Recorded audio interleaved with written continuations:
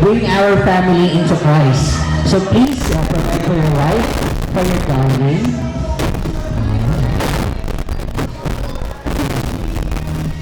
Alright, and syempre, ilang-ilaw ng tahanan, Ana, kung gano'ng kalaki ang pag-ibig mo kay Joshua, dapat ganun din ang isusukli mong pagmamahal. Pagmamahal.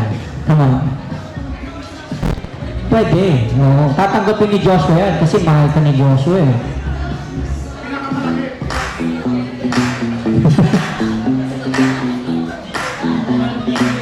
Up!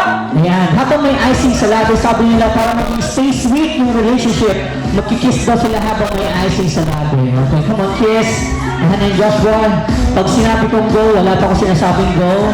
Oo, nakakawalan na, Ana. Okay, ready? 1, 2, 3, go, kiss. Alright, pag-pagod natin, Ana and Joshua. And now may request the presence of best man and maid of honor to judge the couple.